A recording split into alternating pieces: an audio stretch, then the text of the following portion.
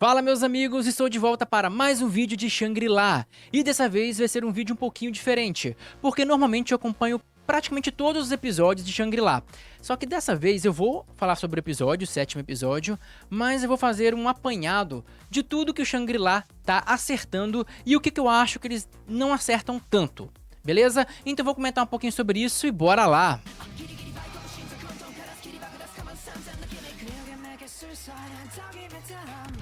Então galera, não é surpresa pra ninguém que eu tô gostando bastante desse anime, então eu terei mais elogios do que críticas. E por isso eu preparei 3 coisas no qual ele tá saindo muito bem, são pontos muito positivos e até melhor do que no mangá, e uma coisa que eu acho que eles erraram tanto no mangá quanto na adaptação.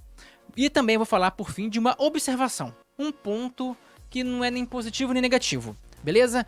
Então vamos ver primeiro os pontos positivos, o que eu acho que tem de bom. E um primeiro ponto que não dá pra deixar de falar é o como que eles estenderam a vida pessoal das pessoas, né? Porque no mangá tem os momentos fora do jogo são menores, com menos destaque e às vezes nem tem certos momentos. O anime tá pegando e aumentando esses momentos fora do jogo e até adicionando momentos que não existem no mangá. E isso é legal, porque isso dá característica à pessoa, não só o personagem, mas a pessoa que tá atrás, e dá aquela sensação de que não é só o jogo, que a pessoa tem vida. Então assim, isso não atrapalha a dinâmica do jogo, só mostrar o jogo em si, né, ele jogando. Mas pra mim, tira um pouco daquela plausibilidade, se eu posso dizer assim, sabe? Tira um pouco da realidade, porque ninguém, a menos que esteja preso no jogo, coisa assim, ninguém fica jogando o tempo inteiro. Então é legal fazer esses paralelos dentro e fora. E eles estão fazendo isso bem, inclusive justificando muito bem porque aquela armadurada, a menina da armadura, tá querendo achar ele de qualquer jeito. Então, no anime, tá passando muito mais essa emoção, dando muito mais hype, digamos assim, pro encontro dos dois, do que no mangá. Então, esse foi o primeiro acerto. Um segundo acerto, e esse é o mais importante, esse é o mais notável pra todo mundo que gosta de Shangri-La, é a animação e as lutas. Porque Shangri-La tá mandando muito bem na animação. A animação é perfeita, muito fluida, muito bonita. Os poderes quando ele usa, principalmente quando ele usa poder de movimentação, que é normalmente onde os animes erram, em Shangri-La tá muito bonito. Mostra a mudança de cor na perna dele, o movimento mesmo rápido é fluido e não é estático. Não botam um quadro estático para dizer que tá se movimentando. Eles fazem a coisa muito bem feita e também as batalhas raramente apelam pros clichês. E isso é muito legal, porque é muito comum que as batalhas elas sejam um tanto previsíveis, principalmente quando se trata de jogo. Por exemplo, uma batalha previsível que teve em Shangri-La foi aquela contra a Cobrona, nos primeiros episódios. Né, tipo, porque ele matou ela com um golpe no olho. Normalmente um bicho grande morre com um golpe no olho e um golpe na boca. Esse é o padrão. Então quando ele foge do padrão é sempre muito bom, porque sempre dá aquela surpresa e aquela sensação de que você não sabe o que vai vir pela frente. E isso aconteceu, por exemplo, naquela luta no pântano, né, que ele tava lutando contra aquele bicho que ele ficava preso e que ele foi jogado pra cima e que a Emu, a coelhinha, teletransportou ele pra cima do bicho pra ele matar ele na queda. Eu nunca vi isso no anime. Isso me surpreendeu. Assim como quando ele lutou contra aquele lobão, que ele arrancou as pernas dele. Então são coisas que você não espera e isso tá bem interessante. E inclusive também, um outro ponto legal nas batalhas é que eles não estão mostrando batalhas desnecessárias. Sabe, porque às vezes fica mostrando o cara lutando contra bicho fraco, e aí já botaram que ele não gosta muito, que ele vai sempre pros chefes. Isso é muito bom.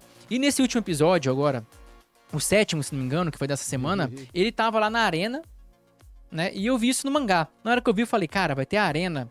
Aí Emu fala, são 10 monstros. Eu falei, misericórdia. Eu vou ficar vendo 10 lutas em sequência. Eu falei, ah não, cara.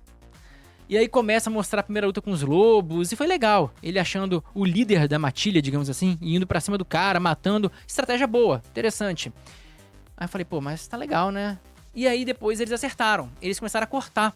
Eles não mostraram cada luta. Eles mostraram só o tanto de vitórias e derrotas. O que, né, é bom, porque senão ia parar a história, sei lá, por 3 episódios, tudo parado, você querendo saber o que aconteceu com a PK, como que vai ser o encontro deles, o que vai acontecer com a armadurada, ia ficar 3 episódios lá na luta. No mangá eu fiquei preocupado, mas já sabia que eles iam mostrar tudo por causa do mangá. Mas foi uma boa opção essa.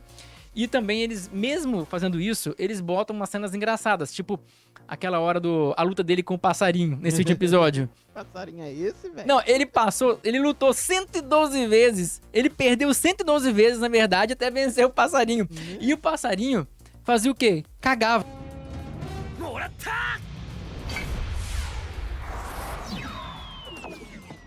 Ele, basicamente, o passarinho tinha uma cagada venenosa. É, pô, aquilo aí é feito de morte, né? Cagou, morreu.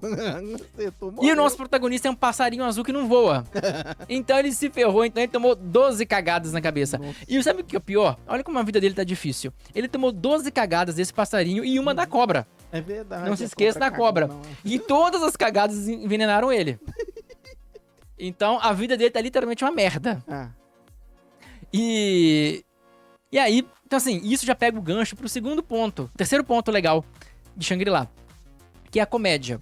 Porque eu tenho um medo, eu falava com o Oswaldo, que é o cara, a voz que vocês ouvem aqui, Isso. mas que vocês não veem, que eu tinha um medo de Shangri-La, porque o mangá, ele é muito focado na comédia também. Ele tem ação, muita temática jogo e muita comédia. E às vezes, os animes pecam nisso, que eles tiram um pouco da comédia para tentar deixar um clima mais pesado, mais B10. é. Eu falei, pô, se pegar o protagonista, que é um cara descontraído, engraçadão, cheio de piada, cheio de momentos engraçados, para deixar ele sempre com marra, sempre aquela pose de, sou o cara. Eu falei, vai ficar uma bosta. Ainda mais com um cara que usa uma cabeça de passarinho. Eu falei, só falta botar passarinho B10. Não, pô, passarinho tem que ser engraçado mesmo. E eu tava com medo sobre isso. Eu falava muito com o Oswaldo, porque em outros animes, tanto de ação como fora de ação, fora do gênero ação, isso acontece. Teve inclusive um anime recente que nem era ação. Vou pegar um exemplo diferente, que foi aquele Sukinako, da menina do óculos. Todo mundo deve saber dele. Ela faz muitas caras engraçadas no mangá. No anime deixaram ela sempre muito bonita. Então tiraram a comédia pra botar beleza. Eu tava com medo disso acontecer com Shangri-La, mas eles acertaram e botaram a comédia igual ou melhor. Porque teve umas cenas ali que foram sensacionais, tipo aquela do sapo na lama, lá jogando lama nele. Tiveram umas cenas muito boas. Ele pensando na coelhinha quando ela virou uma menina, ele falando que parecia jogo de harém. Então, assim, as expressões foram muito bem trabalhadas, então ficou muito bom, porque tem muita luta, muita ação, são criativas o final das lutas, e você ri pra caramba. E também mostra o lado da menina, de como que, enfim, você fica querendo saber como que vai ser o encontro dele com essa menina, quando que eles vão conversar. Fizeram um trabalho muito bom nessa direção. Agora vem o meu ponto crítico, a obra. Que não é necessariamente a obra, é a um momento da obra que eu acho que eles fizeram uma caca. Uhum. Porque assim, vocês já repararam que em animes, de forma geral, a primeira vez que um personagem aparece, ele parece ser mais forte do que é? Cara, isso não é à toa. Os caras não fazem isso porque, sei lá, por viagem da cabeça deles. Não, é porque quando você vai apresentar um personagem, ele tem que ser muito bem apresentado. É aquele ditado, a primeira impressão é a que fica. Não é a primeira que fica, mas ela fica muito. Ela te segue por um bom tempo. Então, sempre que você vai fazer um primeiro episódio, ele tem que ser bom. Sempre que você vai botar um personagem novo, a aparição dele tem que ser digna, tem que ser boa. E eles pegaram um personagem que é muito bom, que é aquela PK, e fizeram uma apresentação ruim. Muito ruim. Porque, assim, ela é uma personagem que, teoricamente, era pra botar medo. Porque, veja bem, ela é uma PK, ou seja, especialista em matar outros players. Ela é extremamente boa jogadora, tanto que no outro jogo que ela jogou contra o protagonista, eles lutaram e os dois morreram no combate. Então ela é muito boa, ela tem nível alto e itens de primeira. Sim. O que você espera?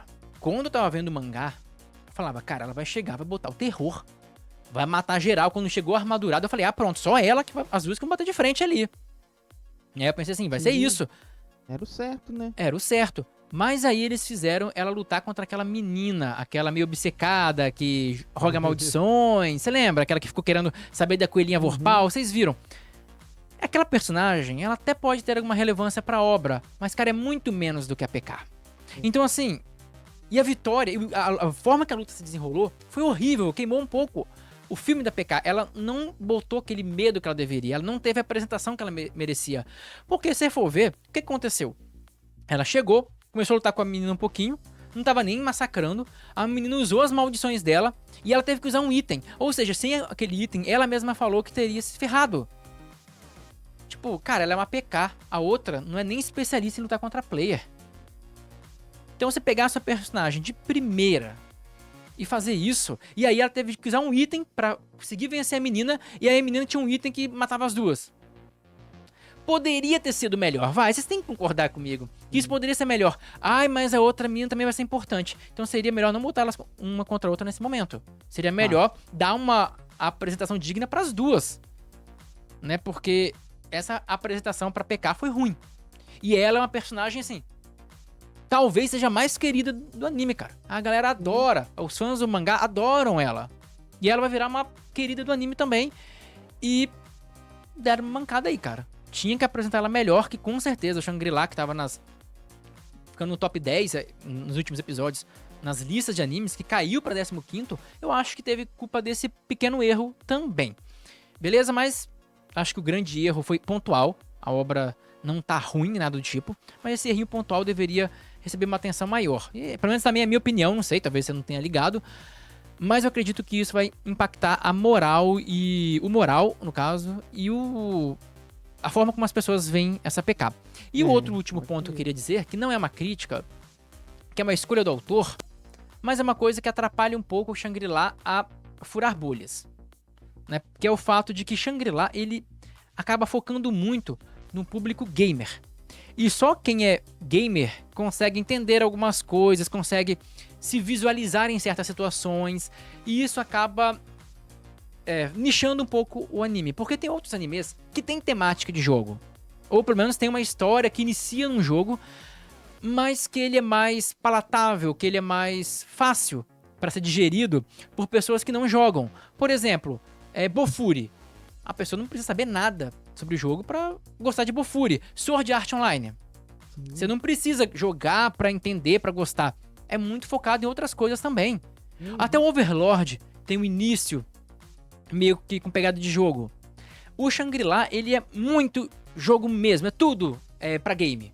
Então isso acaba pegando o nicho e fala, olha, quem não gosta de jogo nem adianta ver. Alguns que não jogam vão acabar gostando, mas é minoria. A maioria vai ver que não entende muito esse mundo, essas coisas, vai achar o protagonista meio estranho e vão acabar saindo. Né? Mas isso é uma opção de nicho. Provavelmente o cara falou, olha, eu quero um jogo nesse perfil, porque eu quero esse público, e ele foi. Não é um erro, mas é uma coisa que vai provavelmente atrapalhar muito e dificultar que Shangri-La ocupe tipo o top 5 da temporada, né, em popularidade. Mas então eu acho que as minhas observações sobre Shangri-La eram isso. Espero que vocês tenham gostado. Se gostaram, deixa um like, se inscreve, porque eu falo de Shangri-La toda semana. Essa semana que eu não falei tanto do episódio, porque eu preferi fazer essa análise sobre o anime no geral.